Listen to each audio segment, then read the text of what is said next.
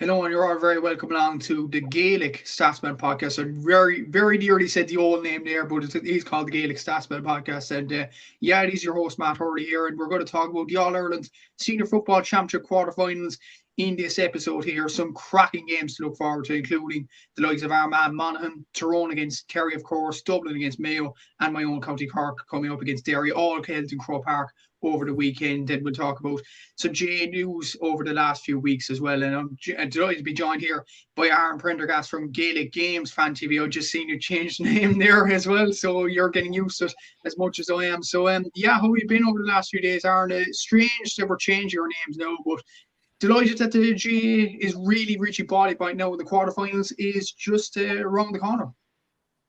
Yeah, like it definitely takes a bit of getting used to obviously the names and everything else. Like I think I've messed up my own my own channel's name a good few times already. Like, and you kind of have to check yourself and still need to update like emails and everything like that. But yeah, no, like looking forward to this weekend's games. Like 4 very exciting games, 4 very even games. I think 4 games that will definitely go down to the wire. I'll be very surprised to see any game be heavily one-sided. And no, I'm really looking forward to it. Like as I was saying to you off air, I'm going to be at both matches. Kerry, Tyrone, and Dublin, Mayo, and I'll probably see a good bit of Derry, Cork. Whether I'll stick around for Armagh, Monaghan, I don't know. But look, I'm very excited for the weekend's games. Like both, like we're here in Dublin, Mayo, Derry, Cork sold out. I take Kerry, Tyrone, Armagh, Monaghan's probably not a million miles away as well. So yeah, like you're talking about 2 action-packed games across both days, double headers, and Jesus, yeah, like this is peak Gaelic games, peak Gaelic football. I think around this time of the year, like this is what we all sort of wait for, and it's great to be a couple of days away now, and just can't wait to see the team news now tomorrow. Yeah, exactly. So excited to see team news of every county, really. I think that's the time when they announce their team news in general. But as always, before the games, we'll start off with the week in the GA. There's still some controversial headlines, and we'll focus on 2 this week. And of course, you noticed at the start of the show, myself has changed to Gaelic Statsman, Aaron has changed to Gaelic Games Fan TV, Seamus has changed to Unclehe. It's all changed. And the reason for that is because the Gaelic Athletic Association own the rights to the letters GA, and as a consequence, we can't have GA in our names. And one social media account, unfortunately, Garrod Howley's GA Edits, got suspended on Instagram by the organisation themselves because of using the name GA in their name. And it's really unfortunate. I know this was 2 weeks ago, but I didn't have the opportunity to go on it. Last week, I was talking to Seamus Brady from Unclehe last week, if you haven't checked that video out already. But Aaron, it's really a bit of a petty decision really for the GA, isn't it? Because like we're only trying to spread the game really, and in general it's thrown back in the face. And in all aspects, I really feel sorry for Garrod in this, and hopefully he'll build his new account plus Gaelic to a higher following than the last one. Yeah, no, I completely agree with what you said there. Like I think it's it was surprising. Like I suppose like obviously the GA, like they do have the naming rights, as we said, to the GA. Obviously that's I think a lot of us already probably knew that. But at the same time, like are any of us doing that wrong? Are any of us breaking boundaries? Making loads of profit and loads of money off of it? No, like we're all doing it for the love of the game, the love of the sport, promoting the game. I'd say we're promoting the game a lot better than they are promoting the game themselves, if I'm being perfectly honest. And especially Garrod's account, as you said, GA Edits, which had 25,000 followers. And it was very active. And I remember I often seen a lot of the posts go out, and the engagement was brilliant. You get a lot more engagement on those posts than you would on the official GA's posts. So I don't know. Like it's mad to see why they've actually just gone and deleted it without any warning. It's just crazy to see. And just very unfortunate. Like I think it's some warning would have been nice. I think, at the end of the day, like you think of the amount of volunteers up and down the country, the sport is built off volunteers. It's built off people helping out. At the end of the day, it is an amateur organization, and I think the GA should be doing more to help people out rather than, completely shutting them down. So yeah, no, definitely wasn't cool. Definitely wasn't nice. Like obviously you have to change your name. Same for me as well.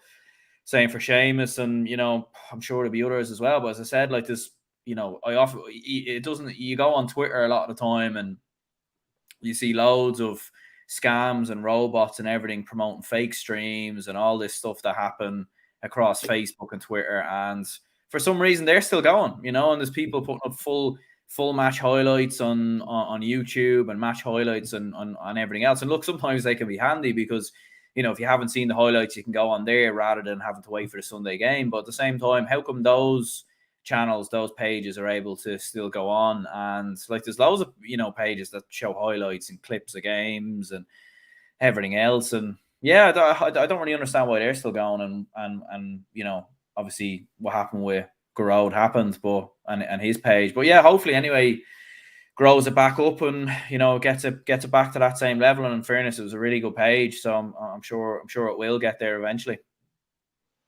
Hopefully so. And even it reminded me, actually, you talk about YouTube showing all the highlights of one actually YouTube account actually got deleted. I don't know, was it by the GA themselves? It was called Umpire GA that got deleted off YouTube. So like, they're starting to just suspend accounts just like that. And you talk about for the love of the game and stuff like that. Look at the logo that I put there, for the love of the game, at the end of the logo, and that just epitomizes it. That's what we're all trying to do. We're trying to raise the profile of the game. And what annoys me really, Aaron, is that rugby organisations don't do this often.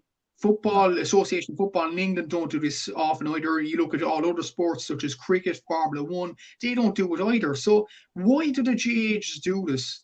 We're trying to spread the game across the planet, really, not just in Ireland. Like, I have followers from, like, I'd say the UK, the USA, Australia. Like, I see on my Instagram insights, I'm sure you have as well. And the GA just throw it back in our face just like that. And it is not cool, as you said. Yeah, like I don't really know why, because like I'd follow a lot of soccer YouTubers and everything. There's one fella I follow who goes to a lot of Scottish football games. His name's Footy Adventures. He does a lot of like vlogs at matches and stuff, and he gets invited in. Like, he lives in Scotland, so he gets invited into games, and he's like part of the the media team and everything, and he gets access with players and all that stuff. And look, I don't think any of us are expecting to get that. Do you know what I mean? Like, obviously he's a big platform, and maybe if our platforms become big enough, we'll get that opportunity as well. But it is just surprising that they're going the complete opposite way, which is almost trying to shut people down and censor people and stop people from saying their opinion. Like, it's just, yeah, like I don't know, for whatever reason the GA is just always been strange with outsiders. They're very meticulous with certain things, and it's a shame really, because like there's been times I've gone to club games in Dublin, and I've even tried to see, like, is there any way I could get access to interview players or anything like that? Because, like, I think a lot of fans would want to see that, like Dublin fans and everything else. And unfortunately, I've just never got a response, and people have never really got back to me. And it's, it is what it is. Like, I suppose you can't really, it is what it is. Like, that's obviously the way they do it. But at the same time, yeah, like deleting accounts and everything else, I suppose, isn't too good. But I don't know. Hopefully, maybe like things will change as time moves on. But yeah, certainly not great. Like, seeing loads of accounts getting deleted and people, I suppose, being forced to change their name and everything else. It isn't cool, and definitely, and hopefully our accounts, and of course Garrod's account plus Gaelic, will grow to even higher standards over the next few weeks. And before we get into the action, obviously there's another issue, and we talked about this on the podcast with Seamus Brady over the last few weeks, and it is the dual clashes, the standing protest, the sitting protest involving the LGFA and the Camogie Association. Like, when you look at it 2 weeks ago, for example, Libby Coppinger for the Cork Camogie team, she played at 3 o'clock on a Saturday against Down, played the full game in Páirc Uí Chaoimh. They won that game 319 to 110, in fairness to the Cork Camogie team. But straight after the game, herself and Aoife Healy, another dual player for the Cork team, got in the car. Libby's mom drove them all the way up to Salthill, Pierce Stadium, Salthill, to play against Galway in the Ladies Football Championship. They ended up losing that game, but Libby actually came on the last 20 minutes of that game after driving all the way up as well. And again, we're going to have another fixture clash on Saturday with Cork Camogie team playing against Clare at 3 o'clock in Ennis, while the Cork ladies football team play at 2 o'clock against Tipperary. And we've seen up and down the country the LGFA players and the Camogie players actually getting together. I've seen actually Tipperary and Wexford Camogie players actually getting in a huddle together during the national anthem. Armagh and Mayo players sitting down in protest. Meath and Waterford doing the same. And this is because the GPA have not amalgamated yet the GAA, the Camogie Association, and the LGFA Association. This has been in the works for, I'd say, 2 to 3 years now, and it still hasn't come to fruition. And with these dual clashes as well, and actually the Camogie Association put up a statement released by Kieran McCarthy from the Southern Star, saying that they couldn't facilitate fixture changes because the Camogie qualifiers are next week. But my issue is, could they not put the Camogie on Sunday or something like that, and the LGFA on Saturday? All the players are asking for is 24 hours. I mean, it's an utter disgrace, and I've said this over the last few weeks. Seamus has said it as well. We've felt so strongly about it. I just want to get your opinions on it, Aaron. I think, anyway, it's an utter disgrace, but what do you think yourself? Yeah, no, I agree as well. Like, I suppose it just shows like there's so much wrong with the GAA, like across the entire board. And obviously, I know like they're under the LGFA umbrella, but yeah, it's just bizarre, really, that you have 2 games on the one day. Like, it's just common sense, but common sense doesn't seem to be all that common, really, within the GAA and LGFA a lot of the time. And as you said, like, they've been talking about years about making this amalgamation of the 2 associations coming together, and obviously being under the GAA umbrella, which would make the most sense because at the end of the day, it is, it's Gaelic football at the end of the day that they're playing, and Camogie, like, so yeah, it doesn't make sense at all. Like, just really, really unfair. Like, fair play to Libby, as you said, to make that journey up to Galway. Like, I feel like that's nearly a protest in itself to almost show that, look, I'm still going to play anyway, and I don't care, like, where I have to travel to. I'll make sure I'm there, and I'll make sure I'm there to support the team. But it's just unfair because you think of the Cork ladies football team and the Camogie side, both teams obviously competing for, trying to win All Irelands, trying to compete for the best honours, and they're not going to have their best players available to them on certain occasions, or players might pick up an injury, or what if something happens? What if there's a big injury to a player having played 2 games in one day? Like, we talk about player welfare and everything else. Like, it just has to happen. Like, it's just not fair at all. And it just doesn't make any sense. And obviously the protests have happened as well. Like, and yeah, like, I don't know, you just hope they change something, or hope they do something, but they just don't seem to. I think that's the thing a lot of the time with the GAA and other, and maybe the LGFA a little bit as well. Like, they're kind of very resistant to change. They don't want to change things. They don't want, to mix things up. I think it took them a long time to finally make changes to the All-Ireland Championship structure, which was being, that was in talk for about 10 years even before it happened.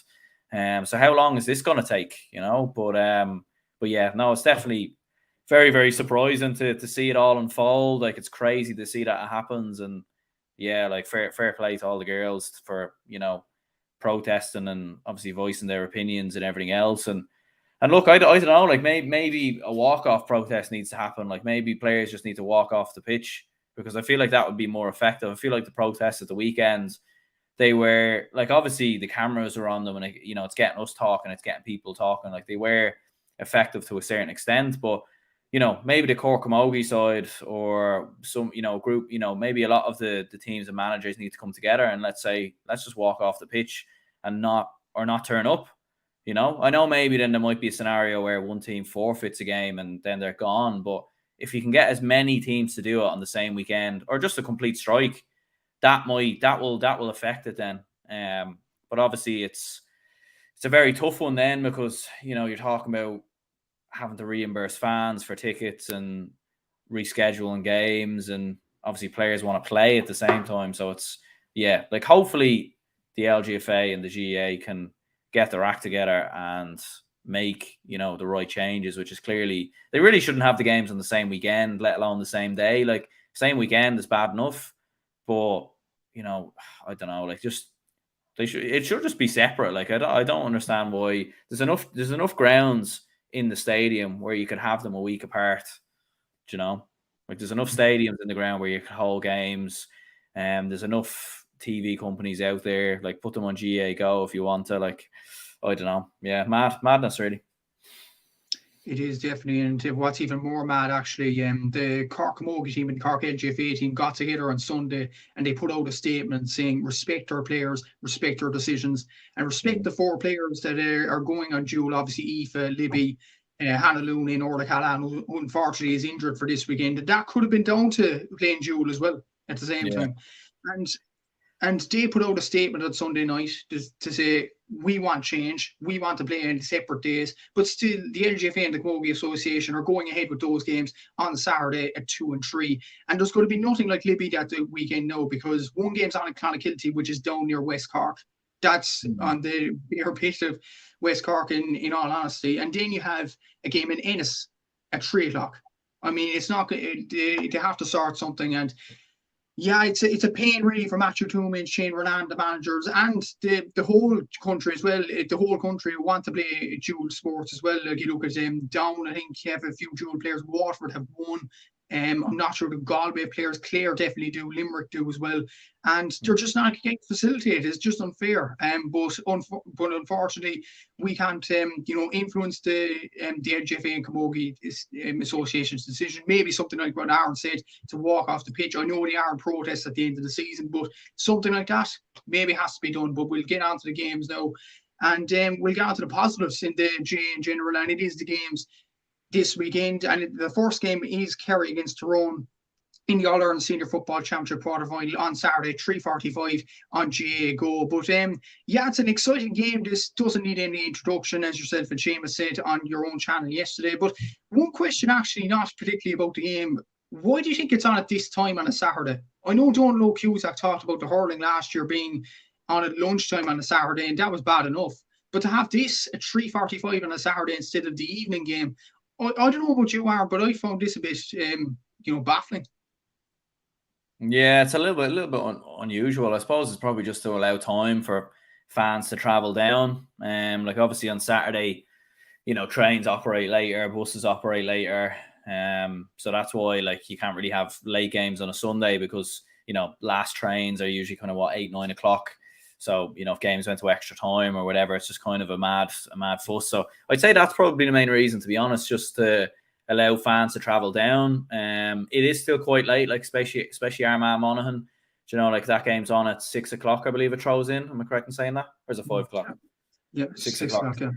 6 o'clock. So that's probably going to end, 7:45, something like that. But if it goes to extra time and it goes on longer, like, it's it's getting tough then. Like, and yeah, I suppose it's just the fact the games are in Croke Park. Like, you could argue, it's the same old argument. Maybe some quarterfinals should not be in Croke Park and should be, if Casement Park gets built, would Armagh Monaghan be perfect for a ground like that? Probably would be. But I think, again, the problem is the amount of fans. Armagh Monaghan are going to bring so many fans, and Croke Park is probably the nearest ground that can facilitate that, to be honest. So I think unless Casement Park gets built and can hold 45,000, then you can start having quarterfinals, hopefully, in that ground. But yeah, I'd say that's probably the main reason why, just to allow fans to travel up, probably, like, because I suppose for Kerry fans who might be coming down on the train, like, if the game was at 1:30, they'd have to get the train at 7, 8 in the morning. But then again, Mayo fans will probably have to do that as well, and Cork fans will have to do that on Sunday. So yeah, look, it's one of them things. I feel sorry for supporters. Like, I'm definitely quite lucky that I can walk to Croke Park, like, in about 20 minutes, half an hour. And I probably will do that both days, to be honest with you. So I do feel quite sorry for a lot of other supporters, like, and it's a shame they don't get, I don't know, like, some sort of package. Or I know sometimes some county boards do packages, like buses go and stuff like that. But yeah, it's not ideal, but I suppose that's just the way it is, I guess. Suppose it is, yeah, and you might have made a very good suggestion there. But we will finally get onto the game in general, Kerry against Tyrone. And while I was looking on Wikipedia, just while you were talking there, I was looking at the record of Kerry Tyrone. I actually am surprised they've only played each other 8 times in the championship. I don't know what you think about that yourself. That's a bit surprising in general. But to make it even more delicately poised, both sides have won 4 games each in the championship. That's incredible. And it just shows over the last few years how evenly matched these sides are. And there is a narrative going around that Tyrone have Kerry's number. But in the last 4 meetings in Championship, actually, Kerry have beaten Tyrone 3 times. The only odd one out, obviously, in 2021 when Conor McKenna scored that goal in extra time. So maybe Kerry have Tyrone's number after all. Yeah, it's hard. It's a hard one to know. Like, I think it's probably like Tyrone have this Kerry team's number in particular. Like, you think of the meetings through the league and the championship. Obviously, in the league, the last 2 seasons, Tyrone have won both games. Obviously, beat them in 2021 as well. But at the same time, you think of that game in 2021 in the league where Kerry absolutely wiped the floor with Tyrone. So yeah, probably it's definitely not a given that Tyrone completely have Kerry's number. Like, as you said, they're 4 times a piece in the head to head. Like Tyrone probably only started becoming a big team really probably like around the late 90s, so that's probably why there hasn't been too many meetings prior to that. But yeah, no, I think it's going to be very fascinating. Like, there's a lot of permutations to go into this game. Like, I think for Kerry, they need to make sure that, like, Clifford, fair enough, I think most likely he'll be on his game because he more than often is. He very rarely ever has a poor performance. And when he does have a poor performance, it's usually in a provincial game that doesn't really matter. Like, Kerry are already kind of comfortable anyways. Against Cork, for example, in the past are games that stand out. And then obviously from a Tyrone perspective, like, they're coming in with a huge amount of momentum. I mean, the Canavans are in great form. Dara Canavan, Rory Canavan, both shooting the lights out. Dara Canavan's brilliant, and I suppose Denise makes a good point there as well. Like, obviously their midfield, Kerry's midfield, like, losing a lot of their midfield over the last couple of years has been a big problem. And, you know, Tyrone will probably have that. Like, Tyrone are definitely a more physical team. They're more physically imposing. They're harder tacklers. They're harder challengers. They're more aggressive, and they're much better at turnovers. Kerry last year, we did see elements of that, but we haven't seen elements of that this year. And that's been the concern. So, yeah, like, there's a lot to worry about for Kerry. I think midfield, they could struggle. Defensively, we've seen them opened up. But at the same time, Tyrone have been very vulnerable as well. And, like, this definitely has the potential to be one of the best Kerry-Tyrone games possibly ever, because I think both sides could, there could be moments in this game where both sides just go full throttle and just completely go at it. Because Tyrone haven't been probably as defensive as what you would usually associate with Tyrone. Like, they have been more on the front foot, and they're probably a lot more suited to being more so on attacking side. And Kerry, as we see, traditionally are like that as well. So yeah, there's a lot of very interesting points going into this game, and yeah, very excited for it. And you mentioned Kerry's defence, actually. I just looked at this. They've only conceded 1 goal in the championship so far. Like, they conceded none against Tip, none against Clare, none against Cork, even though Cork threatened the goal a few times. Obviously, Owen McLaughlin's goal, I think that's the only goal that Kerry have conceded in the championship. They always conceded none against Louth either. So, do you think Kerry's defence is actually better than what people make it out to be, including myself? Like, that stat is actually pretty impressive. Yeah, like, it is, but, like, I suppose their keeper's made a load of big saves. Like, you just look at the teams they've played though at the same time. Like, they played Tipperary and Clare in Munster. They obviously played obviously yourselves, Cork. They played Mayo, and then they played Louth. Louth aren't traditionally a high scoring team. Clare were as flat as ever that day. Tipperary are not going to do any damage to Kerry. So you're really looking at 2 games there, Cork and Mayo. Mayo did score a goal. Probably could have scored more on the day. And Cork missed a lot of good chances as well. Like, it was just the final pass at times let them down. So they're definitely not looking as good defensively as they were last year. For example, like, I think the only goal they conceded in the championship last year was against Dublin in the semi-finals. They do seem a bit more open at times this year. I think they're struggling for that balance in midfield. Their half-back line doesn't look as strong. So there are vulnerabilities there, but at the same time, like, you look at Tyrone, and outside of the Canavans and Darren McCurry, like, I think Kerry and Tyrone are so evenly matched because they're so similar in some ways, where their defense has probably both regressed since 2021. I think that consistency-wise, they've both been very inconsistent this year. And in terms of their attack, they're both reliant on the same players that we know of. Like, Kerry will be very reliant on David Clifford, Sean O'Shea, and Paddy Clifford. And obviously, and Paul Gainey if he's on his game. And Tyrone, you know, the Canavans are going to be there, and of course Darren McCurry. and both sides as well don't have a great bench. So I think it's such an even game, and a penalty shootout could definitely happen here. I think it could go the full distance.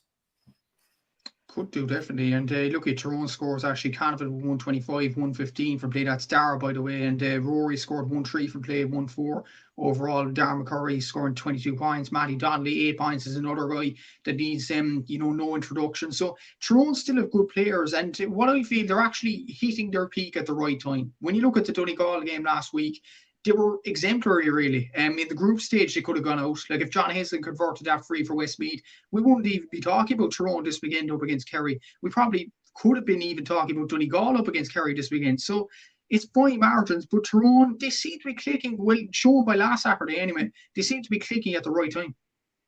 They definitely do all right. Like, I mean, it was a very, very good performance, obviously, against Donegal, and they completely put them away and obviously put them to the side. But yeah, it's an interesting one though. At the same time, like against Westmeath, they were quite poor. You think to the Armagh game, like Tyrone are just very unusual. They'll definitely. It wouldn't surprise me if Tyrone put up a top class performance here, got the better of Kerry, and then went into the semi-finals against a Cork or a Monaghan, shall we say, and lost, because that's just been the way it's kind of been for Tyrone over the last couple of years. Mayo are probably similar as well.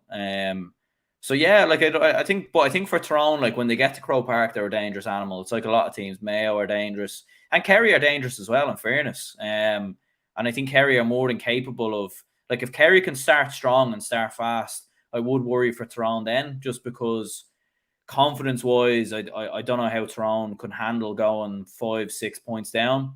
Like I don't know if Tyrone are the type of team that can battle back from a huge distance. Anytime they have gone behind, they've struggled to turn it around. But then again, you could say similar to Kerry about Kerry as well. So I think it's two sides that are just so evenly matched all across the pitch. I think the only plus I would say is Tyrone have a much better midfield.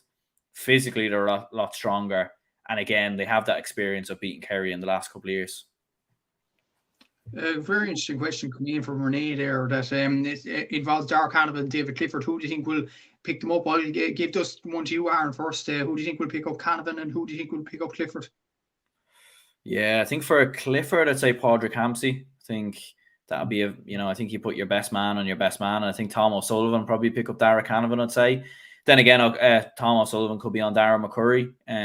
But I think the form that Canavan is in, and I think as well, like it's about it's like a game of chess sometimes with matchups, I find. Like you think, like Tom O'Sullivan's going to be a man who's going to venture forward and he's going to attack. Is Dara Canavan going to be a man to track back? Like to be fair, he's so athletic, but that could tire him out, and at the same time, then that leaves him free if he doesn't track back. So, yeah, I'd say probably Tom O'Sullivan on Dara Canavan, Padraig Hampsey on David Clifford. Then again, you do see David Clifford drift like a lot more sort of deeper a lot of the time. So it'll be interesting. Maybe Ronan McNamee. Not too sure. What do you think? Yeah, I would have said Hampsey and Clifford as well. But what I feel actually thinking about this question is Tyrone actually better man markers than Kerry.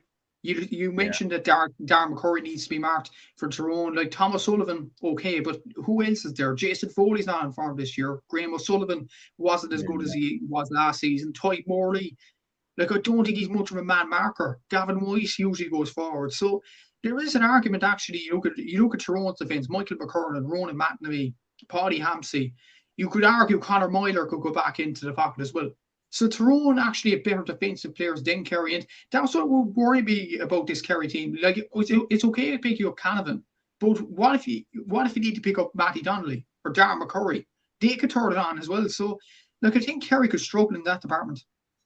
Definitely, yeah. Like, and that's the worry for Kerry, that if players who maybe haven't been in their best form, like I was hearing Colin McShane might be back maybe on the bench. We saw the impact he's made in these type of games in the past. Like what kind of impact could he make? So I think there is a lot to ponder from a Kerry perspective. And like you're thinking there, like obviously Paul Murphy I think he was named a cornerback the last day versus Louth. Whether he actually played there, I don't know. Like maybe he probably played a halfback, but yeah, like there's some interesting permutations for Kerry. And I think Tyrone, I think in my opinion, are coming in very, very, very hot. And when you think of Kerry this year, like you look at a lot of their big games they've played this year, the teams they've beat this year, I think, are Roscommon, Monaghan, Armagh, and obviously Clare, Cork, Tipperary, and Louth. Like, they played Mayo and lost. They should have got beat by Cork. They were lucky that day. So you look at, they haven't really beat, like, fair enough, Armagh, Monaghan, like two very good teams. Roscommon were looking great all year, but those games were at home in Killarney as well. And some of those games, Kerry only barely came through them. You know, like scraped wins. So yeah, like I think, I don't know. I think there has been a hangover for Kerry this year, and I think I think Tyrone will turn them over. Yeah, I'm thinking the same thing. Like, what do you think the margin will be, actually? I think it'll be a point either way, but I think Tyrone are really primed to take this Kerry team. You look at the record of this Kerry. So, like, Armagh didn't play well. I distinctly remember in Tralee that night in the league. Like, the only game they've been really comfortable in winning against a real proper opposition, we're not counting Low, Clare, Tipperary now, is probably Monaghan in the league. And Monaghan were used to Vinnie Corey that time. So, there is worries for Kerry, and I think Tyrone will turn them over too. Yeah, I think so as well. I'd probably say 2 points, maybe, Tyrone. I think extra time could very likely happen again. I think it definitely could be on the cards, and yeah, like it could be like it could be very close, you know. But I think goals could be crucial, and I think you will.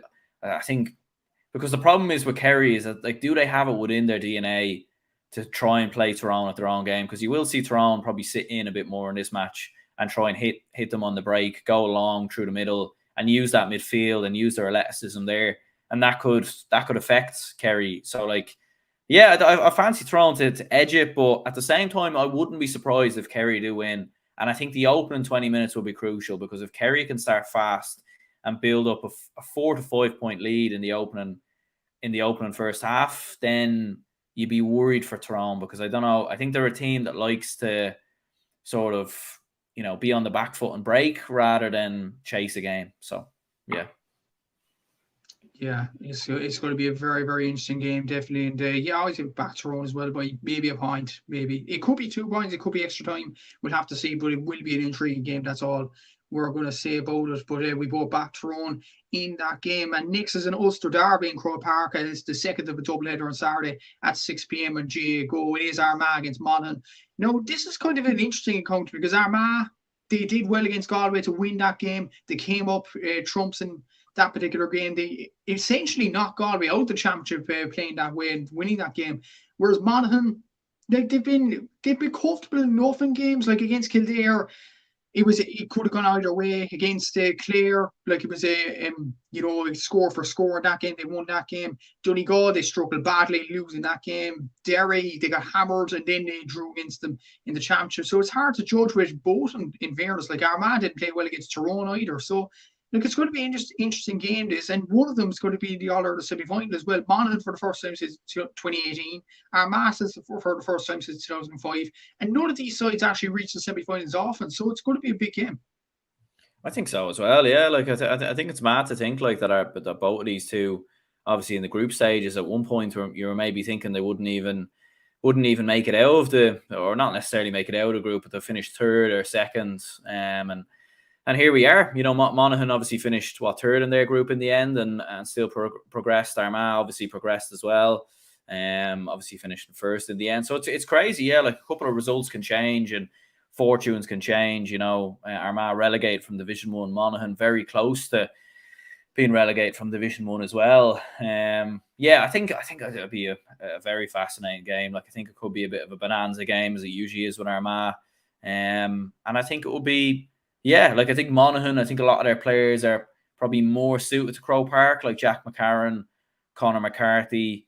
You're looking at Conor McManus as well. If he starts, like, they probably have better players suited for Croke Park. But Armagh are very, very dangerous as well. And, you know, I think they showed what they're capable even without a player like Rian O'Neill, who was obviously suspended the last day. Like, Conor Turba has been in very good form this year, obviously gets that decisive goal against Westmeath. I think Andrew Murnan, arguably one of their best forwards this year, been in very good form. Aidan Forker has shown how good of a player he can be, and I suppose a bit of a modern day cornerback venturing forward at times as well. And I'm pretty sure he used to play as a forward a good few years ago. So yeah, no, I think Armagh very strong, very dangerous, but I think Monaghan, Monaghan are coming in strong as well. And, you know, I think what might tip it for me is that I think Armagh are quite a emotional team. I think they get caught up in the moment quite a lot. I think indiscipline costs them way too many times. I think it's very frantic, it's very chaotic. And I think Monaghan, and I think sometimes it's so chaotic that it's tough for other teams to handle, and Armagh just somehow find a way to come through games at the best of times. But I think Monaghan will have a handle on it, and I think they'll be too strong around the middle, and I think they'll just have a bit more bottle and a bit more inner strength to come through it. Geez, interesting prediction there about the game in general, the first two games really. But having a look at Armagh for a minute, Conor Turbot on 120, Rory Grogan 18 points, Rian O'Neill 111, Andrew Murray 1-9. Shane McPartlin's been a guy that's impressed me definitely at the championship with 1 goal and 6 points from midfield. And you made a very good point about Aidan Farker coming for defence, and he used to be a forward. Ethan Rafferty similarly used to be a forward, and now he's a goalkeeper. So do you think this is kind of the temperament with Armagh, that they play these attacking players in defence? And to be fair to Farker and Rafferty, they seem to be getting into their positions lively enough. In fairness, like Rafferty is actually named himself as one of the best goalkeepers in the country, despite being not necessarily a goalkeeper for his club or Armagh in the past. Yeah, like I think his kick, like his range of kick out is brilliant. And obviously, he's a modern day goalkeeper. Like he's getting forward a lot of the time, and it's very hard to mark an extra man, because he is an extra man. Obviously, you have 15 outfield players, like unless Rory Beggan's going to come up and mark him, which obviously wouldn't make sense. So, yeah, like he's very good. He can kick from distance. He's not shy in front of goal, gets himself into great positions. Croke Park will definitely suit him, but I think it will suit probably Rory Beggan as well. And I think, the kickouts could be very, very important for either side. As you said before, like Shane McPartlin's been excellent for Armagh. He's been a great addition to the side, and he's looked very good as well. And like again though, like it's like I have a sneaky feeling Monaghan will ever so slightly win it, mainly just because of Armagh's chaotic nature, and their indiscipline at times has cost them. And I just feel like they'll almost beat themselves to a certain extent, and I think Monaghan will capitalise and take advantage. Like Monaghan are so used to being in the trenches. They're so used to being in big games. They're so used to being behind and then coming from behind and dragging it out. Whereas Armagh, like, I feel like they're a team that likes to chase the game as well. Like when Armagh go in front, they tend to panic a lot of the time. And like they came through Galway, but at the same time, Shane Walsh missed a penalty and missed that chance at the end. So like I don't think Armagh are the finished article. Like I definitely at the start of the year, I was quite confident about Armagh, given the players that they had. But I just think it's been too many times this year where it's looked a little bit too frantic, and I just fancy Monaghan. They'll just be a little bit more composed, a little bit more organised under Vinnie Corey, and I think they'll just catch Armagh ever so slightly. Before we get into Monaghan and their scores, how many red cards will Armagh get on Saturday? I'd say one. I think one. One red card, one black card. Yeah. Absolutely, definitely. And Denise made a comment there. I can see Rafferty drifting, costing them. Yeah, and that's what you think as well. It could do all right. To be fair, like, has he ever really been punished? Probably not. Like, I think Armagh probably do a good job at sort of keeping men back. There has been times where he's nearly been punished. Could that finally happen this weekend? But yeah, like I think at the same time, like because with Armagh, like, do they have the street smarts that Monaghan have? I'm not too sure. Like going into the closing minutes in injury time of the Ulster final, Armagh were obviously 2 points up going into the final couple of minutes of extra time, and they were obviously kicking the ball. Ethan Rafferty was just kicking the ball long. Like, he wasn't taking his time over the kick out. He wasn't being patient, and it was just very chaotic, like in the final few minutes.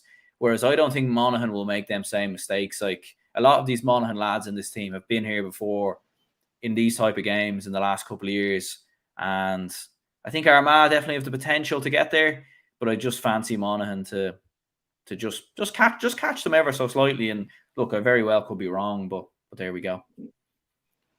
And with that prediction, Aaron, you could be going down to the Croke Park Hotel because this guy is actually holding a party for Monaghan supporters, and depending on your prediction. So Aaron's saying Monaghan. You have to wait for my prediction, the Kid Cuddy there. So we'll have to see. But we'll have a look at from Monaghan for a minute. You predict them to win the game, obviously, but you look at Jack McCarron with 19 points, Conor McManus 15 points, and he's mostly come off the bench. But that's the thing with Monaghan. There's a lot more scorers now, other than Conor McManus, and he's more of a bit part player now, which tells you all you need to know how Monaghan have developed their team. And Vinnie Corey deserves a lot of credit. Obviously, Conor McCarthy with 2-9, 2-8 from play from wing back, which is pretty impressive. Neil Bannigan 13 points, Carl O'Connell 1-4. And you have other players chipping in there, like Carl Gallagher's another one. Ryan O'Toole obviously scored that goal against Tyrone in the Ulster Championship. Roy Beckett scored 6 points himself. So Monaghan are tipping along nicely. And let's not forget the last meeting between the sides in the Championship, Monaghan won it in Park History, I think it was, during COVID. So Monaghan definitely have an upper hand on Armagh as well.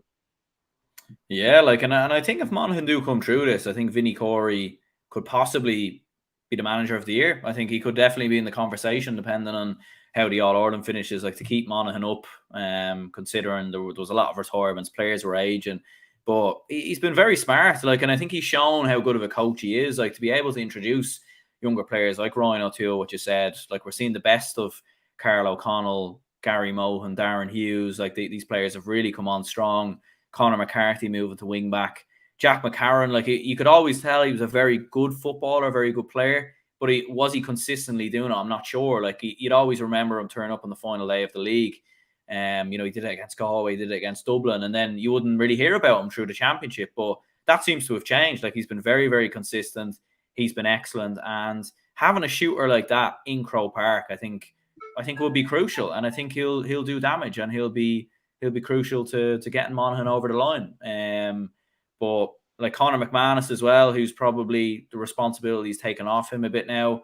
I think in the past, Monaghan would probably just try and get McManus into shooting zones and into spaces where he could take opportunities on. Whereas now, McManus is, creating chances around him, and the focus isn't always on McManus now. I think for opposition teams, maybe in the past, 3-4 years ago, if you could stop McManus, you were almost there to stopping Monaghan. Whereas now you could stop McManus, but that would just free up space for other players. So I think Monaghan have a lot of damage in ways to hurt Armagh possibly as well.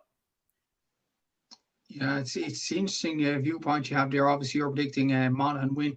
Before the podcast actually began, I predicted an Armagh win, but will I still go for it? I'm just going to go over. I'm going to say Armagh to win it by, I'd say, 2 or 3 points. Monaghan have definitely done themselves proud this season. They've stayed up in Division 1, but I just think Armagh will be much too strong on Saturday. And we'll move on to Sunday's games as well. And we'll move on to Derry against Cork, 1:45 at Croke Park on Sunday, live on RT2. To be honest, Aaron, as a Cork fan, I didn't expect us to be anywhere near All-Ireland quarter-final weekend this season, especially with, the condensedness of the Championship this season, and especially Cork had to go through Mayo and Roscommon to get here as well, 2 Division 1 sides, which Cork haven't beaten 2 Division 1 sides in 1 year since 2009 when they beat Kerry and Tyrone. So amazing stat in itself. And there's a lot of hype around Cork in the past few weeks, including from yourself, I've seen from your tweets. But Derry, they're Ulster champions. They still can't be sniffed at. This will be an exciting game. Yeah. To be fair, I think this might be the least exciting game out of 4, just in terms of how both teams set up. I think it could be 2 teams who are quite defensive, and it could be a very chess match game of cat and mouse. But I think, again, all 4 games are so evenly matched. There wouldn't be a result here that would surprise me. The only thing that would surprise me is if one team trashed another team. That's the only thing maybe that would surprise me. But yeah, I think for Derry, it's a tough one because they're going seriously under the radar. No one's really considering them as serious All-Ireland contenders. And probably the main reason being is that when you look at through, they've played Monaghan twice, beat them once, and obviously drew with them the other time. And then a lot of they beat Armagh, but only on penalties. Again, a game that could have very well went either way. And then through the group, they've played Clare and Donegal, who, are obviously out of Championship now. And realistically, neither one of them two are ever going to do serious damage to a team like Derry. Do you know that way? Like, and they obviously drew with Monaghan in the group. So there's a lot of unknowns with Derry. Like they look like a team that are possibly on the cusp of something, but the problem is we just don't know enough. Like, because they've played in Division 2 as well, it's very hard to judge them. They beat Dublin at home, but then they lost to Dublin in the league final. Did they really care about the league final? Probably not, to be honest with you. I think all their mind and their focus had then been set towards the Ulster Championship because they were already promoted. So yeah, there's a lot of unknowns about Derry and Cork. Like, they'll be coming in strong. I think, like, with Derry, like, they like being the side who can sit back, absorb pressure, and sort of hit in the counter attack. I think Cork are going to play them at their exact own game, and I think it's going to be tough for Derry. I think they're going to have to be very patient on the ball. And Cork have got a lot of very good defenders, and Rory Maguire, Matty Taylor, like a lot of physically strong players, and it's going to be tough for Derry, I think. Yeah, it's going to be very tough. And Denise actually poses another question to Derry: will they get over the Croke Park hoodoo? I know they beat Clare last season, but at the same time, when you look at their last couple of games in Croke Park, Galway lost that game, and to be honest, like, it was over a long time before Lachlan Murray scored that goal late on. And against Dublin, the league final, as you mentioned, they might not have cared, but they still lost the game, and Dublin scored 4 goals that day. So, is there a question mark over Derry and Croke Park? Is the pitch too wide for them? What do you think? Yeah, I think there definitely is a question mark over them until they go and obviously prove us wrong. Like, I think when you look at Ulster teams through history, like, a lot of them have struggled in Croke Park. Like, Tyrone have probably been the only side, and Donegal under Jim McGuinness, they've been the only 2 teams who've really, and obviously a few teams in the 90s like Derry and Down, Donegal, obviously those sides.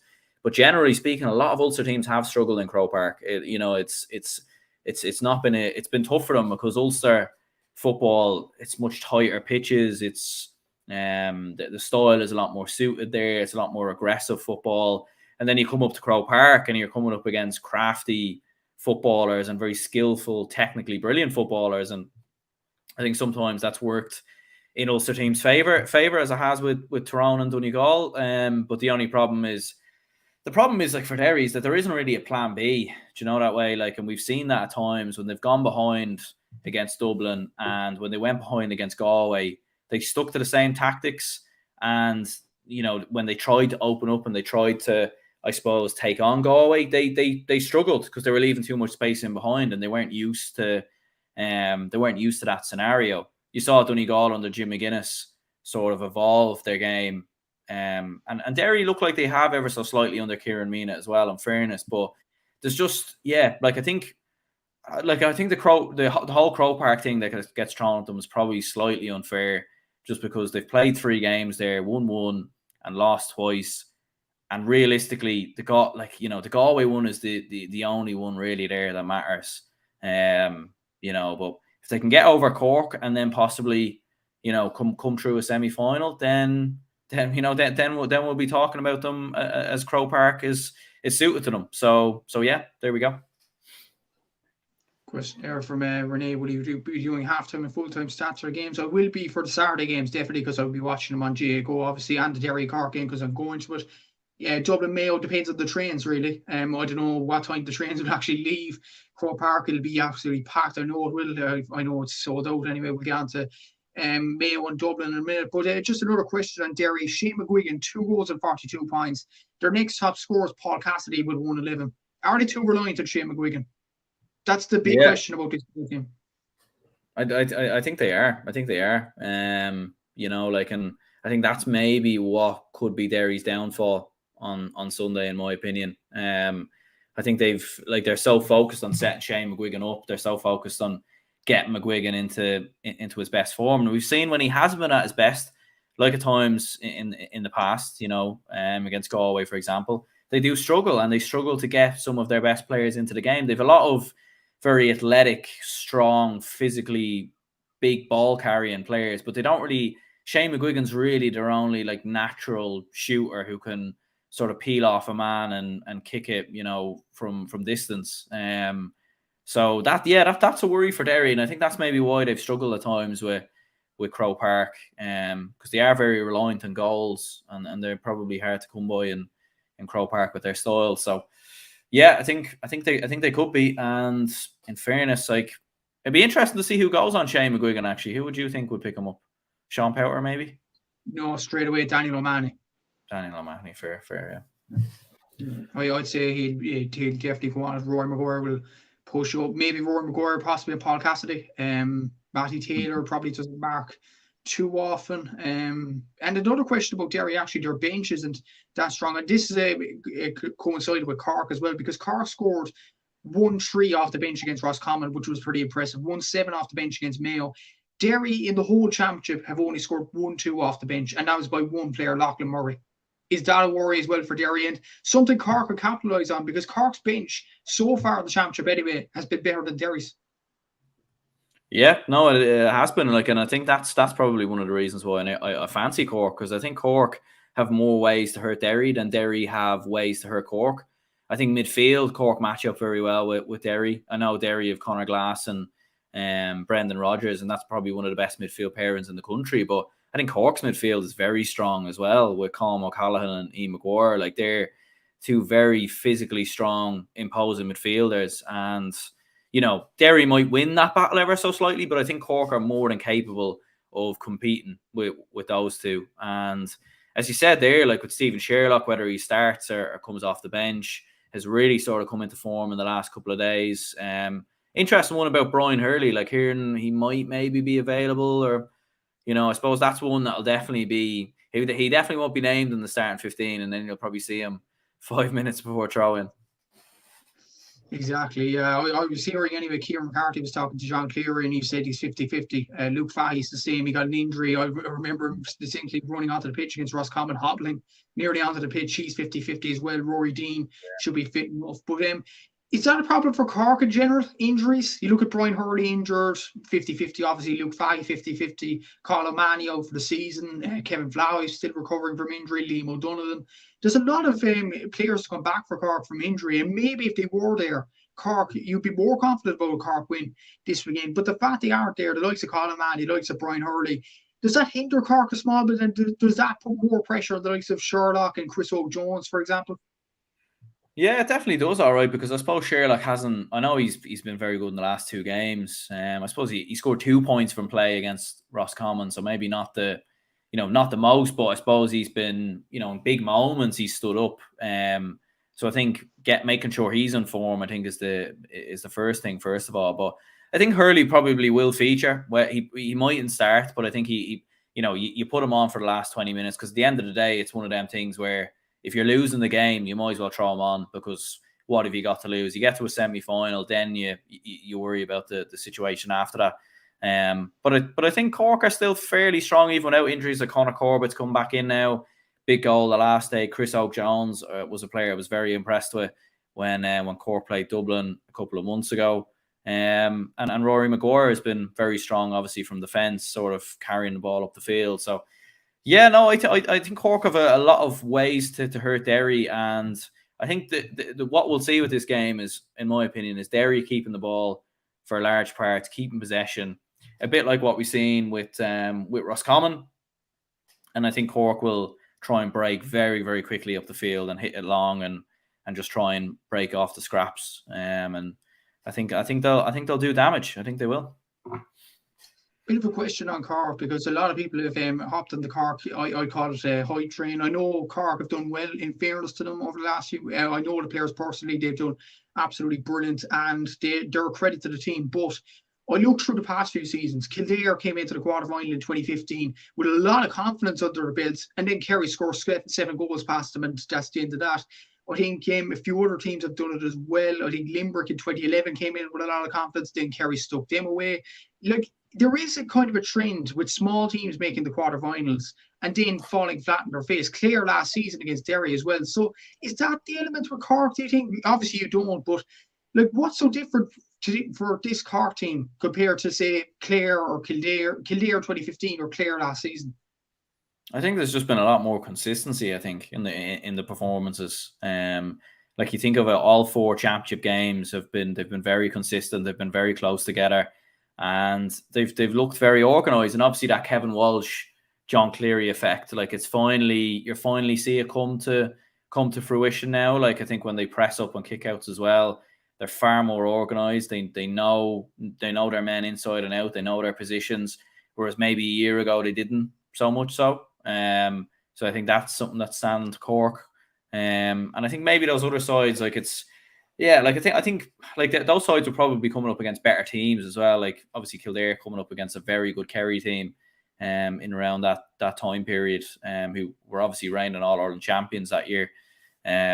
So yeah, like I think Cork, look, I've said it before, like in previous shows, there is a lot of inconsistency about them, and they can be the type of team historically, beat Kerry and then lose to Tipperary, and sometimes you just never know when there's a howler in them, but they seem to have gotten over that, and they seem to be very tight-knit, very together. And something that stood out to me was that there were 7 points to 3 down against Roscommon, and they didn't panic.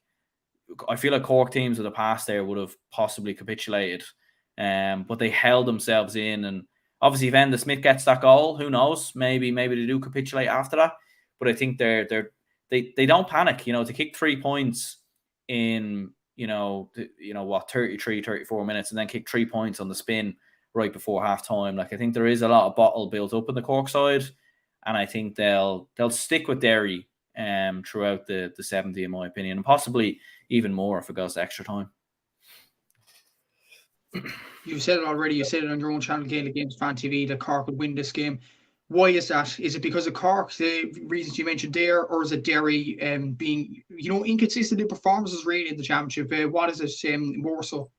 I just fancy Cork to edge it. I think Derry are more reliant on Shane McGuigan than Cork are more reliant on a Stephen Sherlock or a Brian Hurley. I think Conor Corbett's been in much better form. I think their other forwards around the pitch do more damage, like Chris Oak-Jones does more damage. And then you add in the trump card of Brian Hurley, who I think will feature. I think he will feature somewhat, maybe coming off the bench.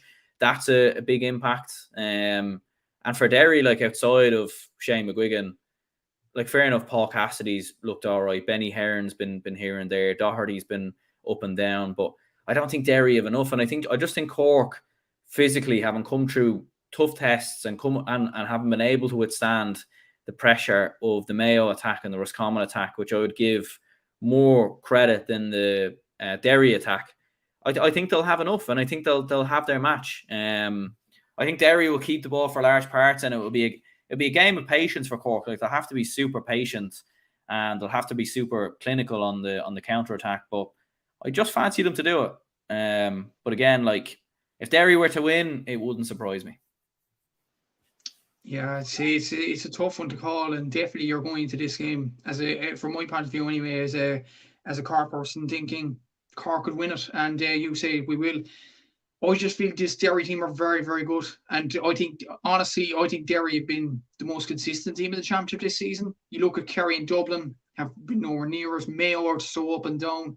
Well, Derry, I think, have kept the same level of performance throughout the championship this season, which has been, enough to get them over the line. And I just think Derry will have them enough for this game against Cork. And another thing, the injuries, I think, is a big thing for Cork. If Hurley's missing, you think he'll play, but if he is missing, that's a big miss for Cork. You look at Colin O'Mahony, you look at John Cooper going to the States, you look at Luke Fahey, who most likely won't be featuring either. So that's a lot of injuries for Cork. If they were fit, I'd be more confident, but I just think Derry will have enough for Cork on Sunday. Hopefully I'm wrong. Hopefully Cork reach the first semi-finals in 2012. They'll be absolute delirium for the Cork fans of the stadium, nonetheless, by me and Denali stand, or Denali Terrace, should I say, in Croke Park. But we'll see on Sunday if that happens. And here we go. The last game of the weekend, and we're saving the best to last, Aaron. Dublin against Mayo, 4 o'clock on RT2 in the All-Ireland Senior Football Championship quarter-final. Doesn't get much better than this. Needs no introduction. No, definitely not. I mean, the 11th time that these two have played each other since 2012. So that really tells you how familiar both sets of supporters are with each other, both sets of teams are with each other. And I think that, there's so many facets. Like I was speaking to Seamus Brady on my own show yesterday, and we were just going through the matchups for about 20 minutes and discussing what might happen. And I think there's a lot of very interesting factors going into this game. Like how will Dublin set up? It will be a very interesting one. Will we be defensive? Because we have seen Dublin do that at times this year, and we have seen Mayo struggle with that. And I think if Dublin can keep things organised and keep things structured, I think that could give us a chance. I think if we go toe-to-toe with Mayo at the same time, that'd be very worrying, because I think Mayo could tear us apart. And the idea of Tommy Conroy running 1v1 with Dublin's defence, that could cause a lot of problems for Dublin's defence. And yeah, Mayo's attack has been, I suppose, up and down at times this year, but when you've got Conroy, when you've got Ryan O'Donoghue, you've got Killian O'Connor now coming off the bench making an impact. I think Mayo have they have a lot of very, very strong players, and for Dublin, I think it will be tough for us to contain that defence, because when you've looked at our record against Division 1 teams this year, we've obviously drew at Roscommon, lost to Derry in the league, but then obviously beat them in the Division 2 final. So it's very hard to really know entirely where Dublin are at. When you look at the teams we've actually beat this year, a lot of them haven't really been that great. So it's very hard to know with Dublin. There's a lot to know, and obviously the attack is going to be interesting as well. You're hoping Con is on his best form, Paul Mannion maybe as well. Con Basquel's been in great form, but I think it will be tough for Dublin, because Mayo have played at a higher standard all year. They've had to come through Galway. They've had to beat Kerry. That will stand to Mayo, and I think for Dublin, this will be what I would think, if Dublin can win this game, I would start to get very confident that we can win the All-Ireland. But I just think Mayo are coming in that bit ahead, to be honest with you. Yeah, it's going to be a very, very intriguing game. And the two comments coming in here just on Cork and Derry for a bit. Do you think Cork will have a plan for Oran Lynch? Tough to say. Cork have never had a plan, but we'll see if they do have a plan on Sunday. And just one question on Dublin and Kerry, or Dublin and Mayo. Why am I getting my head myself there? But anyway, I really hope Aidan Orme is on the bench. Would love to see him match up with Aidan and Mick Fitzsimons. What do you think? Do you think Aidan Orme will have the better Fitzsimons, considering Fitzsimons' age too? Yeah, he could do off the bench, but Aidan Orme probably hasn't featured that much, I don't think, for Mayo this year. He's had the odd performance here and there. I don't know if that user maybe was talking about possibly Aidan O'Shea matching up with Mick Fitzsimons. I think that would be an interesting one. Maybe just because he also had Aidan, but I don't know. But I think Aidan O'Shea, Mick Fitzsimons would be a very interesting matchup as well. If that happens, but Mick Fitzsimons is probably the only player who physically can match up to Aidan O'Shea. Could Davy Byrne be a man? I think he could very well be someone who could match up Aidan O'Shea as well. Merchant maybe on Conroy. There's a lot of very interesting matchups potentially. Midfield is going to be interesting as well. We'll see, does Matty Rowan start? Haven't been dropped last week, because I think he'll be such a crucial player for Mayo. And then Fenton, probably we judge him at such a high standard. He's probably been quiet enough at times this year. So I think we need him to really kind of kick into gear. I think, to be honest with you, this will be the game where I think it's make or break for Dublin. Do you know what I mean? Either the big players are going to step up and they're going to show what they're made of, and they're going to show to myself and everyone who's maybe had a little bit of doubt in them that they are a serious team, or we're going to be proven right that they just haven't looked right at all year. And I certainly hope I'm wrong. And I hope Dublin do the damage, but I think the big thing is Mayo have had a lot of big games, a lot of big tests. They're very battle hard, and they've been here before. I know Dublin have been here before as well, but I just think Mayo might edge it, to be honest. It's funny, you look at Dublin's actually score chart for this. Conor Palin, 2 goals and 24 points. He scored 2 goals and 19 from play, which is actually very, very impressive. Colin Baskill, 3-14, who's really stepped up this season. Sean Bugler, 1-12. Paul Mannion, 1-11. Cormac Costello, 13 points. Kieran Kilkenny, 1-9. That's 6 players above 10 points. So still, they're not too badly, but I seen a point you and Seamus actually made last night about Paul Mannion. You don't think he'll start? Why is that? Well, I think Seamus was more saying he wouldn't start. I think he probably will start. But I think maybe what Seamus's point was more saying that because he a kind of similar fashion maybe to Shane Walsh, and maybe it's a Kilmuckle Crokes thing. Mannion hasn't always he's been quite quiet at times this year, and he hasn't always been there or been at his best. He's kind of been in and out of side. He hasn't always started, but again, I think he didn't always start in the league. So I think, he's kind of trying to find his feet in the Dublin side again. It's been a couple of years, obviously, since he was out. But I think a player of his quality in Croke Park as good as he is, I think you have to put him in there, in my opinion. Like if you don't start him, then like do you play Dean Rock, who looked all right against Kildare in the game in Kilkenny, but he hasn't started regular. He is getting on a bit, in fairness. Do you go with him? I don't think you do. Do you push Colin Basquel into the full forward line, Noel Scully to the half forward line? I don't know, but no, I think you'd probably have to start Mannion, in my opinion. He wouldn't be a bad option from the bench, but I still think we've good options from the bench anyway. So I'd say we'd probably start Mannion, I think. And the other interesting aspect is this the game where Colin Basquel actually announced himself? He scored 3-14, as I mentioned, but then again, against kind of lower opposition, you look at Louth, Kildare, Sligo, all them types of sides. But to do it against Mayo, to score like a 4 or 5 points for playing tally against Mayo, would definitely boost his confidence as well, because he's been a player that's always had that potential, but has never stepped it up to the next stage, if that makes sense. So is that an opportunity for him to, excel? I think it definitely is, yeah. Like, and obviously he's a bit of history with Mayo as well. His father's from Mayo, and he was often linked with maybe playing for Mayo when he wasn't coming through at club level. Like, he wasn't getting a look in under Jim Gavin. So there was often, people were often saying, would he end up with Mayo? But yeah, look, I think he's always been a player who's had flashes. Like, even against Mayo in 2021, he was unlucky, very nearly got a goal. He has been quite unlucky at times. He's just missed big chances and big moments. And he struggled to really settle into the team. He probably hasn't got a run of games. And I think he's got a run of games now in the last couple of matches. Against Kildare, he was excellent. And obviously against Sligo, he was very good as well. But as you said, like, this is the cream of the crop against what has been a very resolute and strong young Mayo defence.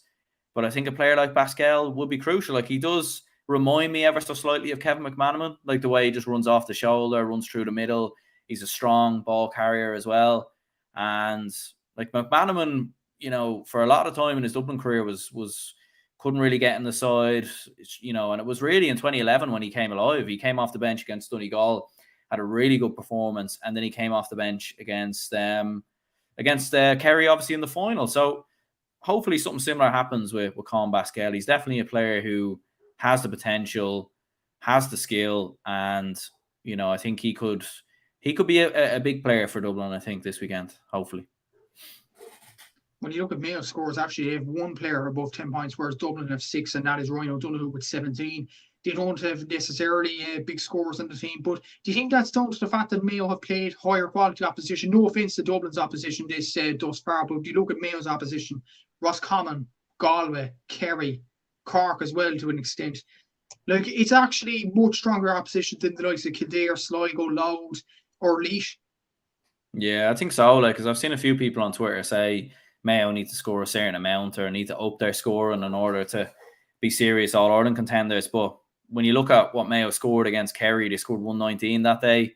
That was on a day with good weather. Like, the Galway game at the weekend, like, it was crazy weather. Like, it was always going to be a very low-scoring game. And for Dublin, when you look against Roscommon, like, we scored 12 points that day.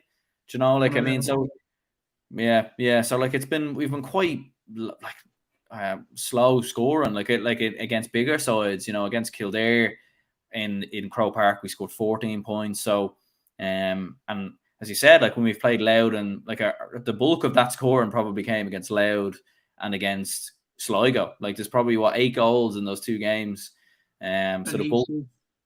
Yeah, so the bulk of scoring has probably come from those 2 games, realistically, when you think about it.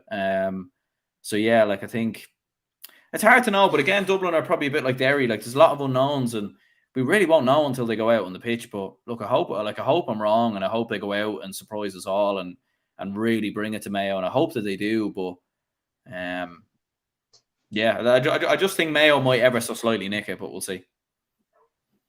Interesting comment coming in here. Another one from Renee. She sees the game going to penalties. She didn't necessarily say who would win it, but penalty shootout in this? Yeah, penalty shootout in front of the hill. I think that would be Jesus. Yeah, I don't know if I could take that, to be honest with you.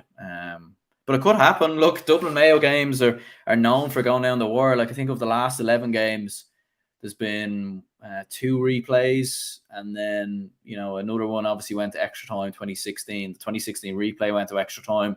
2021 went to extra time. So 4 of the last 11 games have either gone to extra time or replays. So it could happen. It's it very, very well could happen, to be fair. Yeah, exactly. And Denise is saying, come on, Mayo there. I'm sure Jonathan Morley and all they would be up in their thousands to support Mayo in this game. But it's interesting, actually, in all your games you predicted. But by the way, I think Mayo should have enough as well in this game. Don't want to disappoint Aaron, but I just think Mayo should have enough to win this game. But according to your predictions, all 4 group winners will lose, similar to 2010. And you've been saying that this season is all like 2010. It's like 2010 all over again with the provincial finalists losing that time. Now it's the group winners according to your predictions there. One question now before we nearly end the podcast. Will Cork win the All-Ireland because of that? No, well, see, you don't know because, with the 4 sides who go through, if Cork play Monaghan in the semi-final, let's say, and then they play Mayo in the final, it could, it's, you're only 2 games away, and Cork would be, again, an even more dangerous animal. So I wouldn't say it's, as I said before, I don't think it's inconceivable for Cork. I don't think they're a million miles away with the form that they're in. But I would say, to be honest with you, I think if Mayo get beyond Dublin and Tyrone get beyond Kerry, the 2 sides who come through those games, I think it will be one of them 2 who will go on, because the amount of confidence that will give either Kerry or Tyrone or Dublin Mayo going into the semi-finals. And the semi-final draw kind of opens up ever so slightly then, in my opinion. And it could very well be Dublin Kerry, given the fact there can't be repeat pairings. But we'll see what happens. So, yeah, no, I'm very, very interested for it. But, yeah, no, 4 group winners not making it through. Yeah, I suppose that's what I've gone with. Did you actually deliberately say that just to repeat 2010? No, to be honest, I only realised it yesterday. I only realised it during the podcast. Because, to be honest with you, I hadn't really I had in my head, I fancied Mayo before making the show, and I fancied Tyrone. But the other 2 games, I was like, I don't know what I'm going to say here. So as we went along, I just gave what I thought would end up happening on the basis of what we spoke about, and that's what it's dealt up. So it's kind of crazy. And we'll see what happens, obviously, if that's the case. But I think someone was saying there that I think the odds are 160 to 1 or something like that for all of those 4 sides to win at the weekend. So you put 20 quid on that, it's $2.5 grand. So maybe I might do it for the crack. Who knows? But to be fair, I've almost all my predictions this year have been wrong. So that's why it's just, I wouldn't, I certainly wouldn't believe me, that way. Yeah, exactly. So, but it's going to be very interesting, these quarterfinals. And of course, Aaron, you're going to on both days. So, yeah, it's going to be some weekend. Yeah, no, it is. I'm really looking forward to it on the hill for both matches. So, hopefully it's entertaining. Hopefully we have some craziness like the Armagh Galway game. Hopefully it just lives up to because there's a big hype going into this weekend, and there's a lot of there's a really great feeling or a great buzz, I think, going into these quarterfinals. Hopefully they live up to expectation. I think they will, because I think some of the games are too good to not live up to the expectation. But hopefully they're great, and hopefully they're not spoiled by refereeing decisions or anything like that. I've seen David Goff managing Dublin Mayo. That's going to be a tasty one. So hopefully, anyway, he doesn't give any more bizarre decisions like he has at the best of times this year. And he always seems to be at the centre of some controversy. So although I do think he's a good ref, I think he just seems to be at the centre of a lot of bad, mad decisions at times. But yeah, so hopefully, anyway, it's not spoiled by refereeing decisions, and hopefully we get a lot of drama.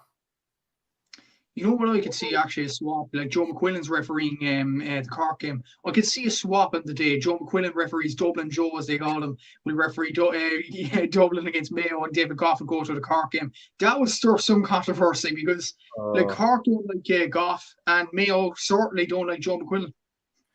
No, I think it would have been yeah, you know, I think seeing the fans or whatever, like it's a bit like the Dublin Roscommon game if they switch it at half time and bring in a different ref or something. Yeah, I don't know. That'd be crazy. All right, to be fair. I mean, like, yeah, like David Goff, like in fairness, I think he's from Meath, and it's often, I know Joe Brolly was saying before that he's really a Dublin man, so I don't really know. There probably might be 2 Dublin refs out there, but we'll see what happens. But hopefully, anyway, it's balanced and there's no big I mean, the way the GAA has been this year, there's bound to be something controversial from the weekend because there just always has been. But hopefully, like, it's not, you know, it doesn't decide a game or anything like that.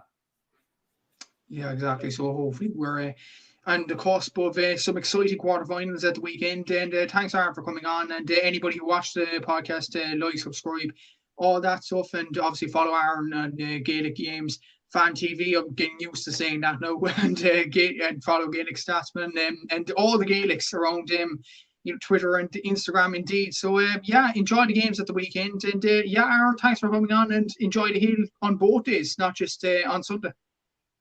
Absolutely. No, absolutely. I definitely will. Thanks for having me on.